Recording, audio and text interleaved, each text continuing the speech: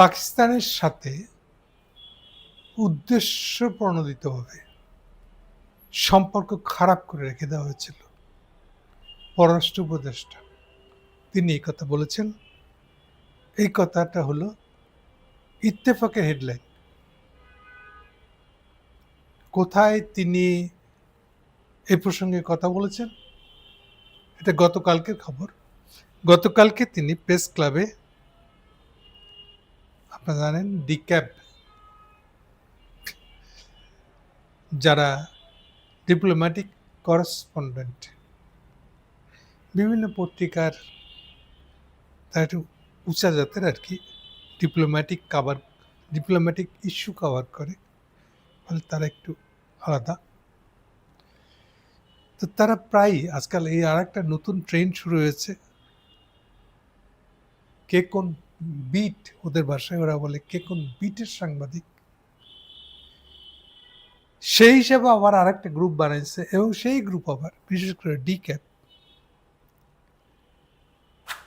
এটা নিয়ে কোনো বিদেশি রাষ্ট্রদূত, মানে যে ঢাকায় আছে, তাকে নিয়ে এসে একটা অনুষ্ঠান করে, অনুমান করি কিছু টাকা পয়সা সেখানে আসে, ভালো অনুষ্ঠান হয়, অনেক কিছু লাভালাভ অনেক তাদের। কিন্তু এগুলো যতটা না সহ্য করা যাচ্ছিল, ইদানিং একটা কাণ্ডে তাদের জন্য মানে এটা আরেকটা মাথা ব্যথার কারণে দাঁড়িয়েছে। আমরা তো ভাবছিলাম আচ্ছা ঠিক আছে, হাসিনা চলে গেছে, হাসিনার পত্রিকাগুলা মিডিয়াগুলা একটু মুশড়ায় পড়ছে, বেতন দেওয়া কঠিন হয়ে গেছে, এটা আর ২-৪টা ধাক্কা দিলে পরে এই পত্রিকাগুলো মালিকানা বদলা শুরু করবে। আমরা আশা করছিলাম এরকম কিছু একটা হবে, কিন্তু এই ডিকে বলাররা এত ভয়াবহ একটা জায়গায় চলে গেল। আপনারা অনেকে খেয়াল করছেন কিনা জানি না, মাসখানেক আগে তারা দল বেঁধে ইন্ডিয়ায় দাওয়াত খেতে গেছে। আপনি চিন্তা করতে এত বেপরোয়া তারা ইন্ডিয়ার দাওয়াত দিচ্ছে, জানেন না? সারা বাংলাদেশের হাসিনার কারবার নিয়ে 15 বছর 16 বছরের ইন্ডিয়ান দালালি নিয়ে সারা দেশের মানুষ বিক্ষিপ্ত। অসংখ্য মামলা হচ্ছে, মামলার রায় হয়ে যাচ্ছে, আর এই ডিক্যাপ চালাই দিয়েছে ইন্ডিয়া সফর। দুর্ভাগ্য বা সৌভাগ্যবশত তারা ফিরে এসে এমন কোনো রিপোর্ট করতে পারে নাই যেটা পাবলিক খুব আগ্রহের সঙ্গে দেখেছে।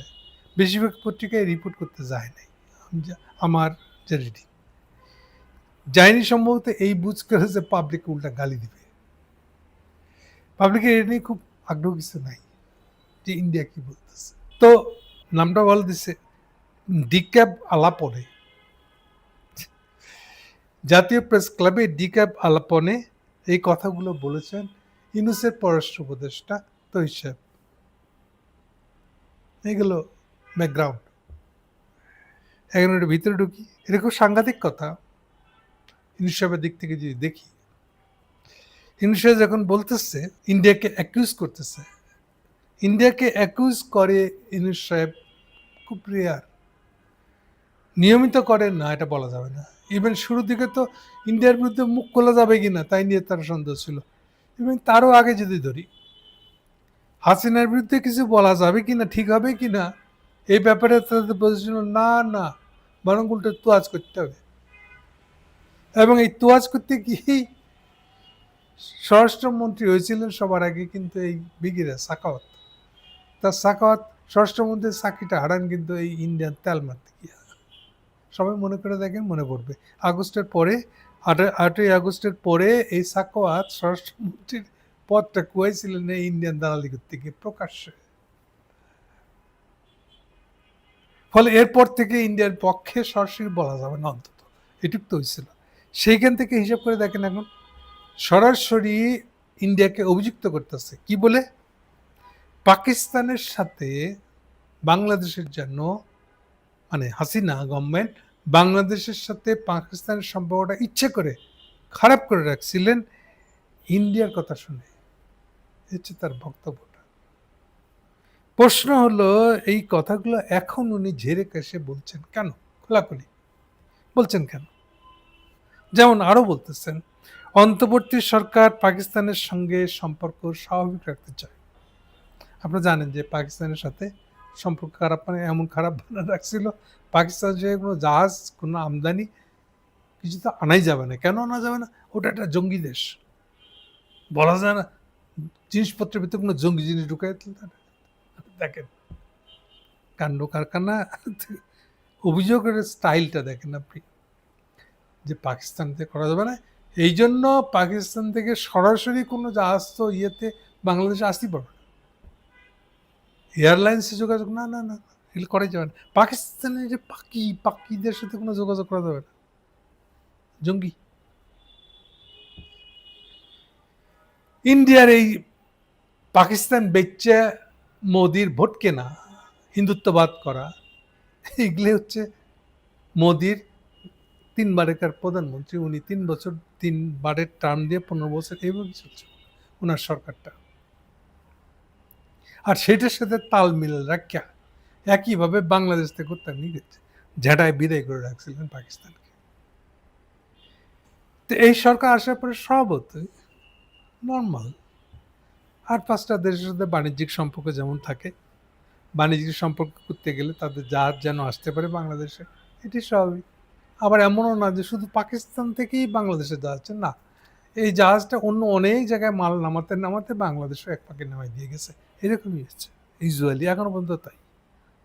আগে যেটা ছিল যে পাকিস্তান থেকে তো আসতেই পারবে না, ওটা অন্তত নাই এখন। কিন্তু এরপরেও প্রশ্ন হলো যে এই কথাগুলো এখন বলছে কেন এত ওপেনলি? আরো কি কি বলছে একটু শুনে নিই। পাকিস্তানের সাথে উদ্দেশ্যপ্রণোদিতভাবে বাংলাদেশের সম্পর্ক খারাপ করে রেখেছিলেন হাসিনা। উনি বলতেছেন পাকিস্তানের সঙ্গে সম্পর্ক ভালো হয়ে গেছে এখন বলে আমি মনে করি, তৈরি সাহেব মনে করেন। ভারতের সঙ্গে বাংলাদেশের আগের সরকারের সম্পর্ক নিয়ে তিনি বলেন ইন্ডিয়ার সাথে বাংলাদেশের সম্পর্ক কেমন ছিল এটাও উনি আনছেন, নিজেই যেচে আনছেন, নাকি কোনো প্রশ্ন উত্তরে বলে ফেলেছেন বলতে পারবো না, কিন্তু উনি বলেছেন এই সম্পর্ক মানে ইন্ডিয়ার সাথে বাংলাদেশের সম্পর্ক, এই সম্পর্ক দিয়ে বর্ডার কিলিং, নদীর পানি হিস্সা কোনো কিছুরই সমাধান করা যায়নি, বিগত সরকার করতে পারেনি। দেশের মানুষের ভারতের সঙ্গে সম্পর্ক ছিল না, বাহ্যিক এর সম্পর্ক, উষ্ণ সম্পর্ক বলতে বাহ্যিক এই সম্পর্কটাকে হাসিনা আমলে যে সম্পর্কটা ছিল এটা বাইরের দিক থেকে দেখে আমি এটাকে উষ্ণ সম্পর্ক বলতে রাজি না। যথেষ্ট জেরে কথা বলছে বোঝা যাচ্ছে। আর এক ধাপ আগে গেছেন উনি, বলতেছেন এখন মানে প্রসঙ্গটা কিন্তু ইন্ডিয়ার সাথে চলে গেছে এখন, তাই বলছেন শেখ হাসিনাকে ফেরত না দেওয়াটা একটা ইস্যু, তবে ইন্ডিয়ার সাথে সেই একটা ইস্যুতেই কেবলমাত্র আমরা আটকে থাকবো, ব্যাপারটা এরকম না। তো মূল বিষয় হলো ভারতের সাথে আমাদের যত স্বার্থ আছে ওই স্বার্থ উদ্ধারের বিষয়গুলো নিয়ে ইন্ডিয়ার সাথে আমাদের কথা চলতেই থাকবে। অনেক স্ট্রেট ফরওয়ার্ড, সোজা সাপটা করে বলা আর কি। বাংলাদেশকে অনেকেই ভালোভাবে চেনে, কিন্তু অনেকেই নেতিবাচকভাবে চেনে, এটা ঠিক করতে হবে, মানে ইন্ডিয়াকে মিন করছে আর কি। এখন প্রশ্ন হলো এতদিন পরে ডিক্যাবের মিটিং ডেট বলছি এর জন্য, এটা কিন্তু সবসময় অ্যারেঞ্জড হয়। ডিক্যাব আগেই ডিপ্লোম্যাটিক করেসপন্ডেন্স বাংলাদেশ, তারা আগেই যাকে অতিথি করে আনবে, ইউজুয়ালি বিদেশি অতিথি আনে, বিদেশি রাষ্ট্রদূতদের আনে, এবার তারা তৈরি সাহেবকে আনছে। এটা আনার ক্ষেত্রে তাদেরকে আগে কথা বলতে হয়। সো এটা সবসময় একটা অ্যারেঞ্জড ওই অর্থে। কিন্তু এখন আনলো কেন? আর আনলোই যদি তৈরি সাহেব এই পাকিস্তানের ইস্যু বানালেন কেন, ইন্ডিয়া ইস্যু বানালেন কেন সেই অর্থে? এটা হচ্ছে আমার এখন এটা নিয়ে কথা বলার আমার সাবজেক্ট। আমি মনে করি খুব সোজা সাপটা বললে পরে 17ই নভেম্বর হাসিনার সাজা হয়েছে, ফাঁসির সাজা হয়েছে। 18ই নভেম্বর ফাইনালি খলিল সাহেব ইন্ডিয়া গেছে। এটা আমার চোখে একটা বিগ ইস্যু। কেন? ইউনূস সাহেব যখন বলতেছেন যে এই ফেব্রুয়ারিতে ইলেকশন হবে, ফার্স্ট উইকে, এবং উনি ইলেকশন পরে ক্ষমতায় চলে যাবেন, তার মানে সেই হিসাবে ধরলে 2 মাস আছে মাত্র। ডিসেম্বর আর জানুয়ারি, তাহলে 2 মাসের হাতে টাইম আছে, উনি এখন ইন্ডিয়াতে লোক পাঠাইতেছে, ঘটনা কি? উনি কি এই বিষয়ে আরো নতুন করে ইস্যু বানাবেন এখন, নাকি এগুলো তো শেষ, ডাই ডাউন, শেষ হয়ে যাওয়া জিনিস, নতুন করে তো আর ইস্যু বানানোর দরকার নেই, যা করছেন পারছেন ভালো, না পারছেন তা ভালো, এটি তো হওয়া উচিত। কিন্তু সেটা না করে উনি এখন খলিলকে পাঠাচ্ছেন। গত 1.5 বছরে খলিলকে কখনো পাঠান নাই, এখন পাঠাচ্ছেন কেন? ফিরে এসে আবার আমরা শুনতেছি আওয়াজ, যে আমি অনেকটাই যতদূর খবর নেওয়া যায়, আমি খবর নিয়ে যতটা নিশ্চিত হয়েছি, তার হাতে একটা 11 পৃষ্ঠার একটা অভিযোগনামা দেওয়া হয়েছে দোভালের দিক থেকে। অভিযোগনামাটা কি? অভিযোগনামাটা হলো বাংলাদেশে আইএসের তৎপরতায় ভইরা গেছে, এইটা ঠিকঠাক করতে সামলাইতে তারা দাবি জানাইছে খলিল সাহেবের কাছে, এবং খলিল সাহেব তাদেরকে বলেছে ঠিক আছে ঠিক আছে, আমি এটা প্রপার জায়গায় মানে ইউনূসের হাতে এটা তুলে দেব, যা বলার সিদ্ধান্ত নেন উনি নেবেন। শুধু তাই না, গত সপ্তাহে উনি আবার ইন্ডিয়ার সাথে দেখা করতে গেছেন, খলিল সাহেব নিজে গেছেন, কিন্তু এবারে ইন্ডিয়া যান না, গেছেন কাতারে। আপনারা জানেন কাতারে এই ধরনের কোনো সফর মানে কাতারের যে হোস্ট, কাতারের হোস্ট মানে কিন্তু আমেরিকা। এটা শুনে অবাক লাগবে কারো কারো, যে দেশটা কাতার, দোহা রাজধানী, আপনার যেটাকে বলে আমরা আমিরদের দেশ এগুলা, সেখানে আবার আমেরিকানরা হোস্ট। এটা কেন? কারণটা হলো যে আমেরিকার অনেকগুলো ঘাঁটি আছে এশিয়াতেই, তার মধ্যে একটা বড় ঘাঁটি কিন্তু কাতারে। শুধু ঘাঁটি না, এই ঘাঁটিটার আবার আরেকটা বিশেষত্ব আছে। ঘাঁটি বলে যে এনক্লেভটা আছে, একটা উচ্চা প্রাচীর দেওয়া এলাকা আছে, ভিতরে তো এয়ারপোর্ট আছে, ঘাটিপাটি যা আছে আছে, ওখান থেকে প্লেন উড়ে গিয়া আফগানিস্তানে বোমা মারছে, এরকম ঘটনা মানে শেষের দিকে তো আরো বেশি করে ঘটেছে। আফগানিস্তানে যত প্লেন উড়ে গিয়ে বোমা মারছে, সামরিক বিমান সব কাতার থেকে উড়ে গেছে। এগুলো ওই পার্ট। কিন্তু আরেকটা পার্ট হলো মেইন গেটটার ভিতরে ঢুকে গেলে পরে ওই ভিতরে কে কি কথা বলছে, কার সাথে কে দেখা করছে, তা কাতার গভর্নমেন্টের কোনো খবরই নেই, সে জানো না। প্লাস কোনো সাংবাদিকেরও এন্ট্রি নেই, যদি না কেউ কোনো সাংবাদিককে ডেকে নিয়ে গিয়ে থাকে। তাহলে এই হলো আমেরিকানদের এশিয়ার সবচেয়ে ভালা গোপনে ডিপ্লোমেসি করার জায়গা হলো কাতার। এই হলো কাতারের বিখ্যাতি বা কুখ্যাতি হোয়াটএভার এই বলেন না কেন, সেই কাতারে যেয়েছে এবং সেই কাতারে গিয়ে দেখা করেছে খলিল সাহেব আবার। কিন্তু এবার আর দোভাল যায় নাই, অনুমান করছি এটা রয়ের কোনো সিনিয়র অফিসার গেছে, মানে সরকারি অফিসার গেছে, অনুমান করছি রয়ের অফিসার হবে। তো একদিন যে অভিযোগের কথা শুনছি, আমি এখন পাল্টা অভিযোগও তো শুনেছি। পাকিস্তান অভিযোগ করতেছে যে বাংলাদেশে গত 15 বছর যেভাবে এটা ইন্ডিয়া বানায় দিয়ে দিচ্ছিল বাংলাদেশকে, এইটা তো তাদের জন্য বিরাট অসুবিধা হয়েছে, সেটা নিয়েও তারা অভিযোগ করছে আমাদের কাছে।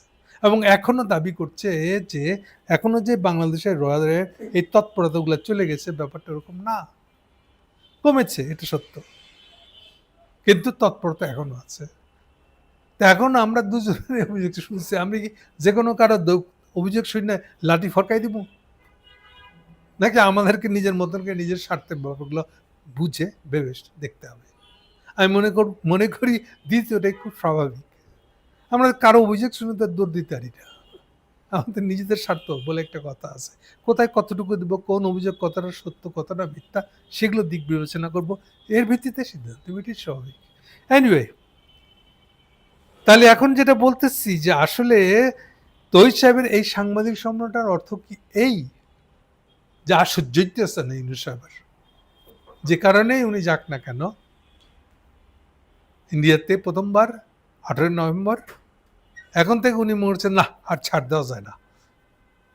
যদিও এটা খুব স্বাভাবিক যে ইউনূস সাহেবের কোনো একটা চাওয়া ছিল, কোনো একটা জিনিস চাচ্ছিলেন ইন্ডিয়ার কাছে, সেই জন্য ওনার আগ্রহ করে গেছিলেন। যদি এটা সত্য হয় যে এখন ওটার সাথে সম্পর্কিত, খলিল সাহেবের এই যাওয়া আসা ২ বার করে যোগাযোগ করাটা। এবং এটা খুবই খারাপ কাজ করেছেন খলিল সাহেব। দ্বিতীয়বার যে যোগাযোগটা করছেন কোনো ধরনের সরকারি কোনো ভাষ্য কোথাও নেই। পুরো জিনিসটা গোপন হয়েছে এবং আমি যতটুকু খবর দেখেছি ঘটনাটা সত্য। কাতারে উনি গেছেন কোথাও কোনো ফরমাল চিহ্ন রেখে যান নাই। আর এখন তাহলে এই বিষয়ে নিজে যেচে পাকিস্তান প্রসঙ্গে এভাবে কথা বলা, তাহলে এর মানে কি এই যে এটা দিয়ে উনি ইন্ডিয়াকে জবাব দেওয়ার চেষ্টা করছেন? মানে কি এই যে ইউনূস সাহেব যেটা চেয়ে ইন্ডিয়ার কাছে গেছিলেন সেইটা ইন্ডিয়ানরা দেয় নাই? সেই জন্য উনি এখন শক্ত অবস্থান নিয়ে পাকিস্তানের পক্ষে দাঁড়ায় কথা বলতেছেন। এটা কি সেরকম? আমার সন্দেহ হচ্ছে এটা সম্ভবত সেরকম। যদিও এক্ষেত্রে প্রশ্নটা থেকেই যায় যে আসলে খলিল সাহেব কি চাইতে গেছিলেন? ওই প্রশ্নটা আবার ফিরে আসবে যে তাহলে সেফ এক্সিটের প্রসঙ্গ কি ছিল?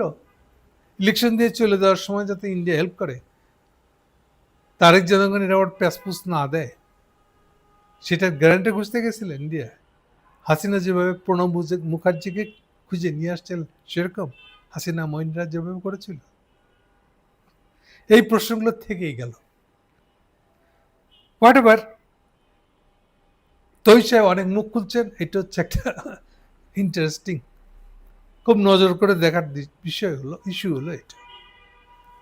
এনিওয়ে, সার কথা হলো যে যাই কিছু করে থাকেন বাংলাদেশের মানুষ কখনোই ভালো চোখে দেখবে না, সরল চোখে দেখবে না ইন্ডিয়ার সাথে কেউ যদি বাংলাদেশের কেউ যদি সম্পর্ক করে এবং ভালো সম্পর্ক করতে চেষ্টা করে, তেল মারতে যদি চেষ্টা করে, ইন্ডিয়াকে বগল দাবা করে নিয়ে বাংলাদেশে কিছু যদি করতে চেষ্টা করে, বাংলাদেশের মানুষ এটাকে উপরে ফেলে দেবে। এই লোকটাকে খারাপ চোখে দেখবে, এই লোকটাকে বদনামের চোখে দেখবে, এই লোকটা বাংলাদেশ বিরোধী এটা মনে করবে। এই কথা যেন সবার মনে থাকে। Thank you.